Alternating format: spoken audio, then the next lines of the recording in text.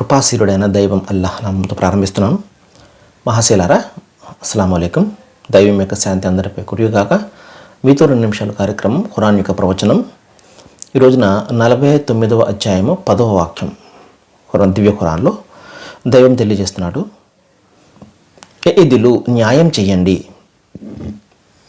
వల్లాహు యుహిబ్బుల్, దైవం న్యాయం చేసేవారిని ప్రేమిస్తాడు. విశ్వాసులు పరస్పరం అన్నదమ్ములు కనుక మీ సోదరుల మధ్య సంబంధాలను సంస్కరించండి. అల్లాహకు భయపడండి, మీపై దయ చూపడం జరగవచ్చు. మహాశీలారా, 4-5 మాటలు ఇక్కడ మనకు దైవం తెలియజేస్తున్నాడు. అందులో మొట్టమొదటి ఏంటంటే న్యాయం చేయండి. మీ న్యాయము మీకు మీ సొంత వారికి ఎంత నష్టం కలిగిస్తున్నప్పటికీ కూడా న్యాయం నుండి వైదొలగకండి. ఇది దైవం సూచించే మాట. కూను కవ్వామిన బిల్కిస్త్ షుహదా అహ్లిల్లా, సత్యం కోసం సాక్ష్యంగా ఉండండి, దైవం కోసం న్యాయం చేయండి అంటాడు. అలాగే ఎందుకంటే న్యాయం చేసేవారిని దైవం ప్రేమిస్తాడు. ఈ రోజున న్యాయస్థానాల్లో సైతము న్యాయం దక్కకుండా పోతుంది, న్యాయం అమ్ముడైపోతుంది. ఈ రోజున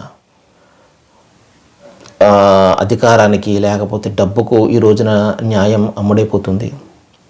ఎందుకంటే ప్రాపంచిక న్యాయం ఈ విధంగా ఉంటుంది. కానీ పరలోకంలో న్యాయం ఉంది చూసారా. న్యాయమూర్తి అయినటువంటి దైవం, తీర్పు దినపు యజమాని ఆయన, ప్రతి ఒక్కరికి కూడా న్యాయాన్ని చేయడం జరుగుతుంది. ఇక్కడ అన్యాయానికి గురై ఎవరైతే బాధలు అనుభవిస్తున్నారో అక్కడ న్యాయం పొందుతారు.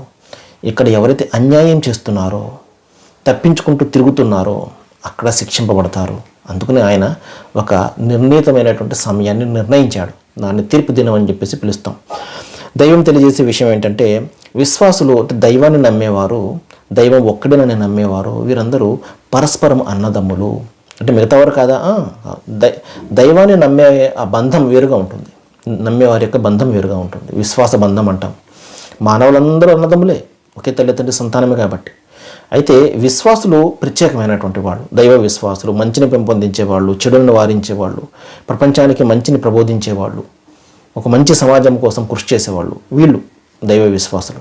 అంటే దైవాన్ని విశ్వసించినటువంటి వాళ్ళు మంచి వాళ్ళు కదా? ఉండవచ్చు. కానీ తనను పుట్టించినటువంటి సృష్టికర్తనే నమ్మనటువంటి, విశ్వసించినటువంటి, గుర్తించినటువంటి వ్యక్తి నుండి మనం మంచిని ఆశించలేము. మహాశీలారా, మీ సోదరుల మధ్య సంబంధాలను సంస్కరించండి, సంబంధాలని బలోపేతం చేయడానికి ప్రయత్నం చేయండి. చిన్న చిన్న విషయాలకు తెగ్గొట్టుకోకండి, సంబంధాలను తెగ్గొట్టుకోకండి. అలాగే అల్లాహకు భయపడండి. ప్రధానంగా ఆయన మిమ్మల్ని ప్రశ్నిస్తాడు ప్రతి విషయాన్ని గురించి. అప్పుడు మీపై దయ చూపడం జరగవచ్చు. సర్వే జనా సుఖనో భవంతు. Thank you very much.